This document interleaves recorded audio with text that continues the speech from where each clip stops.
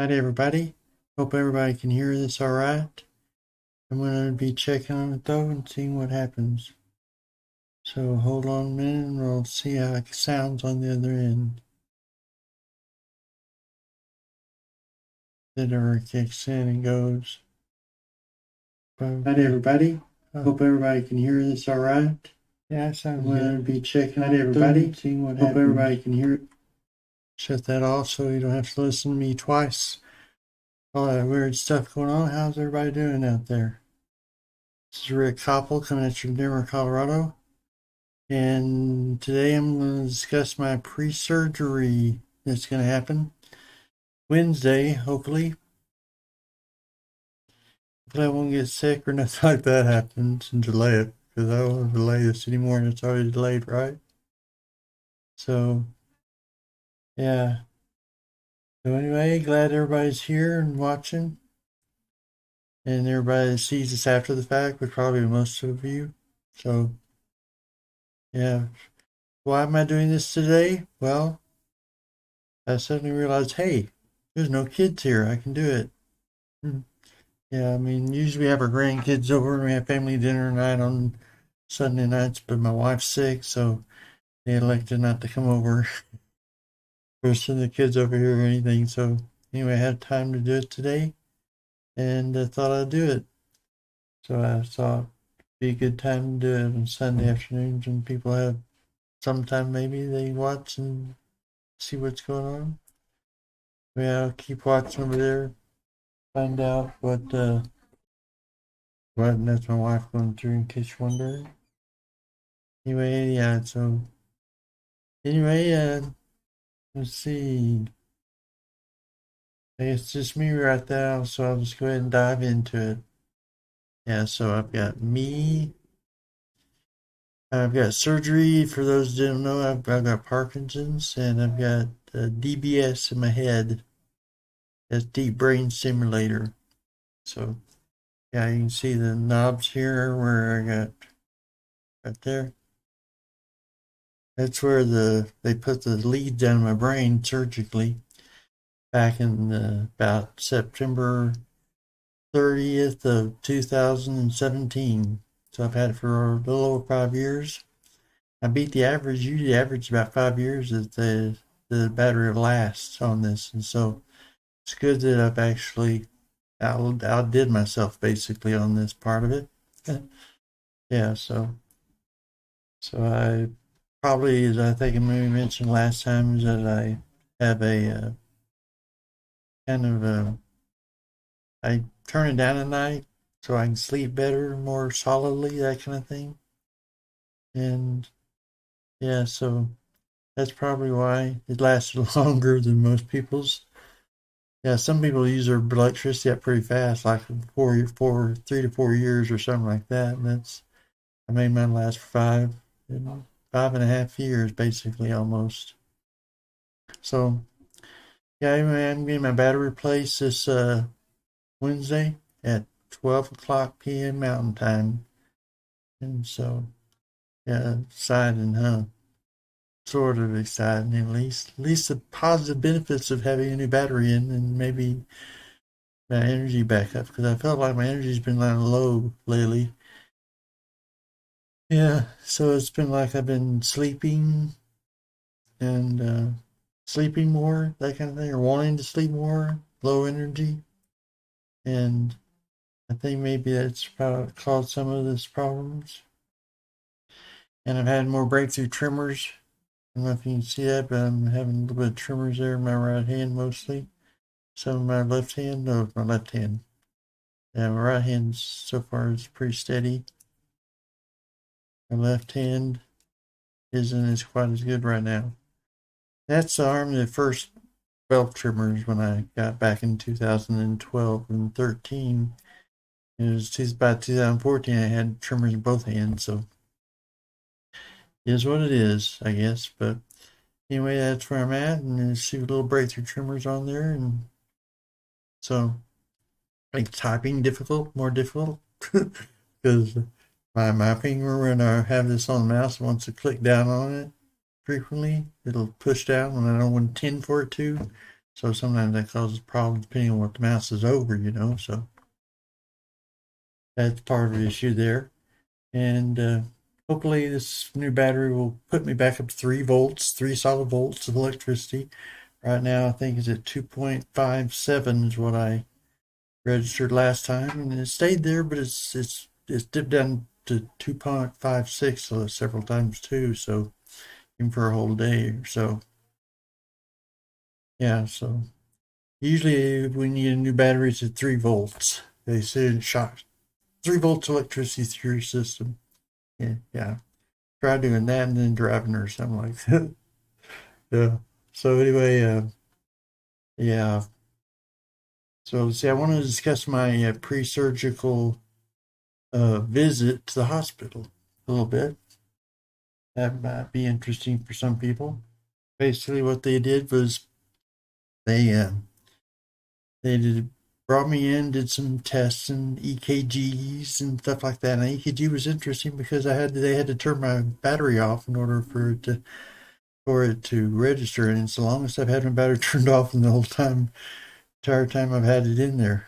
Because usually when I turn it on and off every night, I mean, I don't turn it on and off, when I adjust the setting to a lower setting, usually when I switch settings between settings, it turns off for about 3 or 4 seconds or so, 3 to 5 seconds. And so I vibrate like this, like that a little bit sometimes.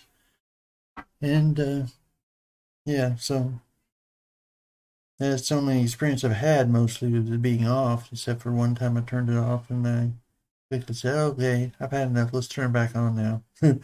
So, but this is the longest I ever had. They had me lie in bed and they turned it off, or I turned it off actually. And they, they, they, they tried to do EKG on me and they were like, I don't know if the doctor can read this. Let me go get her. So she went off while I was laying there in bed, shaking like a leaf.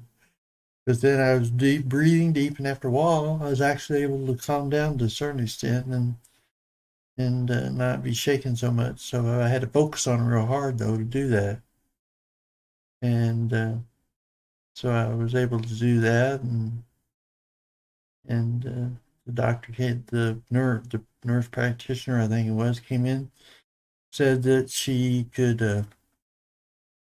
read it and it was going to be okay for her to read that. So they didn't notice any problems with me, at least none they mentioned. Nothing that's going to cause me not to have surgery. I want to make sure my heart was in good enough shape where I could handle surgery, I guess, basically. So that was good, and I'm cleared for surgery. They said that was on the 17th of this month when I took that and did that physical, so to speak, physical for surgery at least. And yeah, so I'm ready to go. Only problem is Lenny, my wife, has been sick last week, this past several days. She's kind of over it now, but I'm hoping I don't catch it, because if I catch it, they might delay the surgery or something like that. And we don't want that to happen to me. No. So, yeah. So anyway, I'm looking forward to it just to get this over with, basically, more than anything. But get this, because it's kind of antsy. I get a little bit antsy whenever I have this, and movements are more erratic sometimes and stuff like that, it seems like. Also, I feel more zombie-ish half the time. So I'm really, I'm not as alive as I usually am or something, according to those kind of phrases or whatever. So, yeah, so I feel like I'm zombie-ish at least half the time. And my eyes close a lot. Of course, that's another condition totally separate from Parkinson's, but maybe partially caused by it, I don't know. It's always hard to know whether another condition is caused by it or strengthened by it or any of those kind of things. Anyway, I have dry eye. So I close my eyes quite a bit, especially when I'm working on stuff and reading things and stuff like that. It's hard to read because it takes me so long to read something half the time because I've read I sit close like this and I just sit there and think about it for a while and go, well, and then I read on for however long I will read before my eyes close again.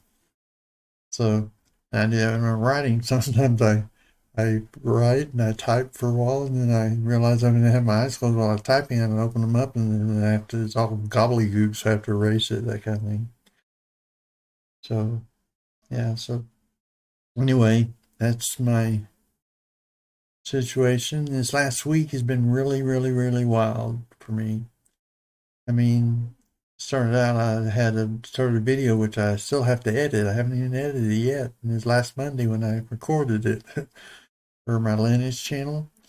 And yeah, so I'm doing live streaming because I have to edit those. This is what you get is what you get. Yep.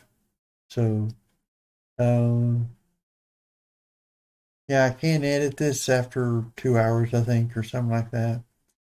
Whenever it registers after the end of the stream or something like that. But I don't usually edit those unless there's something I just really need to take out, like weird stuff like that. So, um, yeah, so this last week was rough. And like I say, I started I started recording a video, and I recorded a video for for the hold on.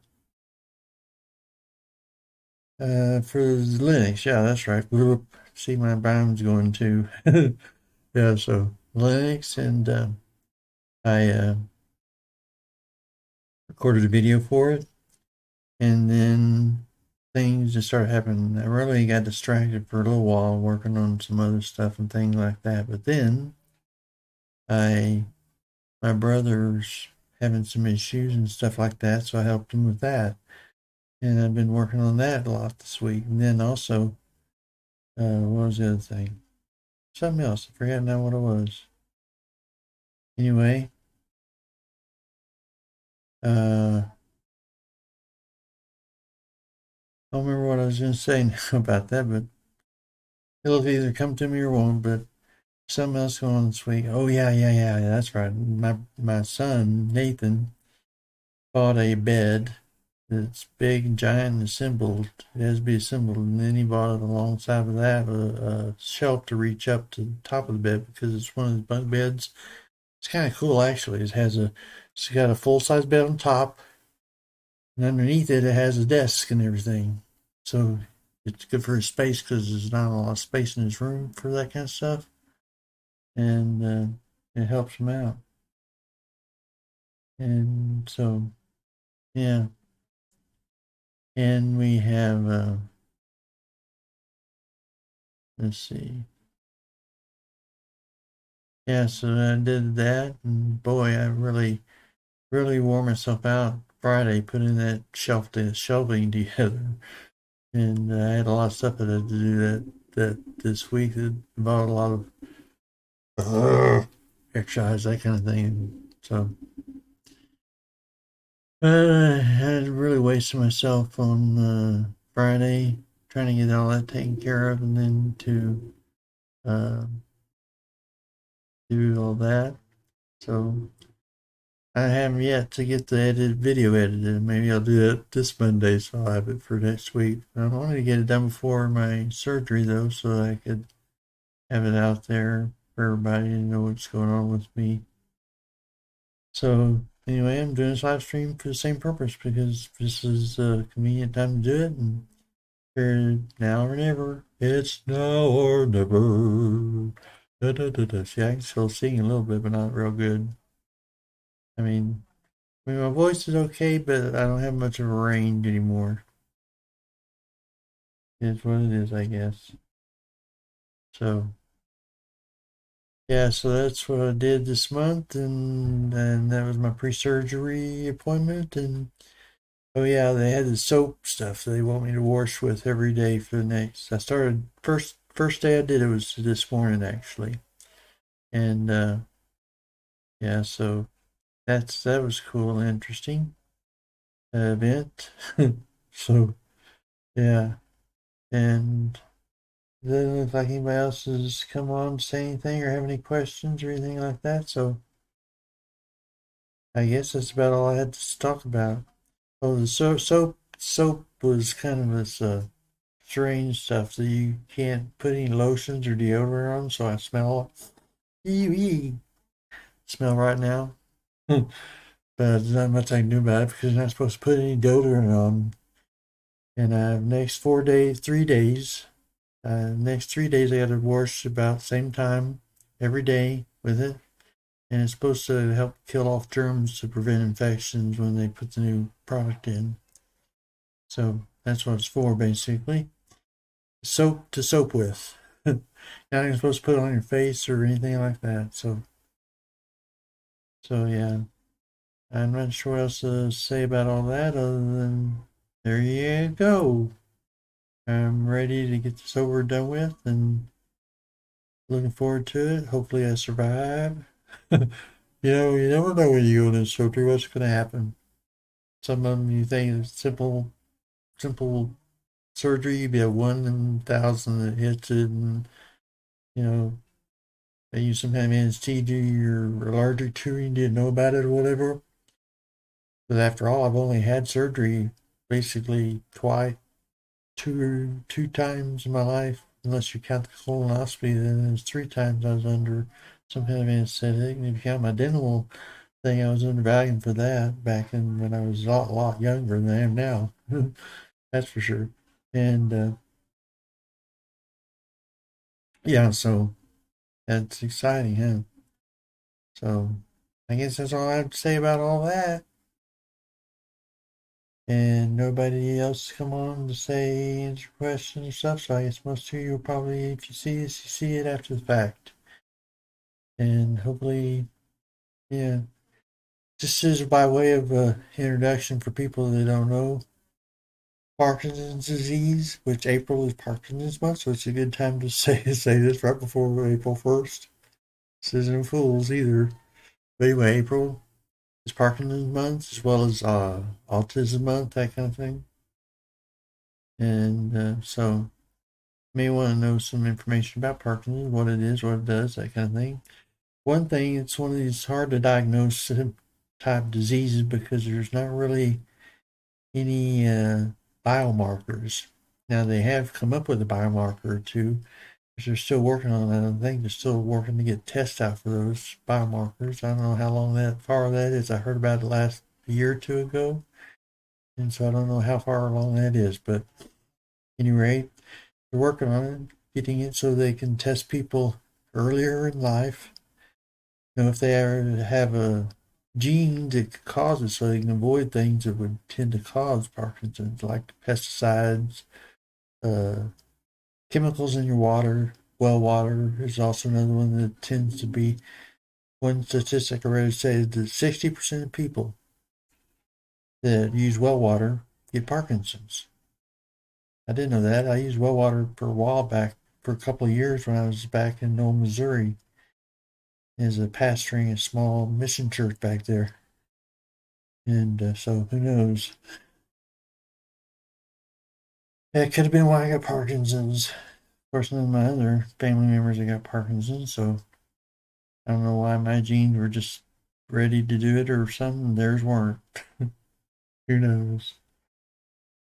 But yeah, it could have been one reason. The other thing I think maybe caused me Parkinson's was possibly, uh, say it's about 20 years you get the events that take place that cause it before symptoms even first show up, because all it basically, the disease is caused by the death of brain cells that produce and store dopamine in your brain. And by the time it's you start showing symptoms, about 80% of those are gone. So yeah, you're in bad luck. There's not much you can do about it. You don't find about it until 20 years later or something like that. So yeah, and dopamine is one of the movement that makes smooth movements out of you, and that's part of the now DBS one of the ways it works. I don't know exactly why it works. I just know it does basically, but at least last I heard. I don't know what they're always coming up with new stuff about all this stuff. So I don't know. It's been a year or two or three since I've heard about it. But anyway, DBS, basically the electrical signals that it sends out on the leads in your brain causes it to block the tremors in yourself. So like for the first year I had DBS, I didn't even take any medication, and I was symptom free as far as tremors went. Certain symptoms though that it will cover and take care of, others it won't. Like like drooling to a certain extent or things like that. Uh, there's other symptoms that are non-motor related symptoms. That's the other thing about Parkinson's. Anybody can have any symptoms, any number of symptoms, and nobody has the exact same scale of symptoms as another person. Like most people, one of the first symptoms they ever get of Parkinson's is they can't smell. They lose their sense of smell. I never had that happen to me. Also, my legs, although I can feel they're a little stiffer, used to be that kind of thing, but the symptoms don't really mean the feeling. I haven't really had that much trouble with my legs yet. Probably it's coming, but I haven't had that much trouble with them. And I'm able to go up downstairs. We still live on a third floor story apartment. So I still go up and downstairs every day pretty much, and whenever I go out of the house at least. And those kind of things. So uh yeah. So anyway, you got that, and I guess that's about all I had to say about that. Sound like that one guy on TV. And that's all I have to say about that. Forrest Gump, I think it was, quoting him. So I think that's about all. I can't think of anything else I was going to mention specifically. But Parkinson's is one of the diseases. It's the 14th leading cause of death in the United States.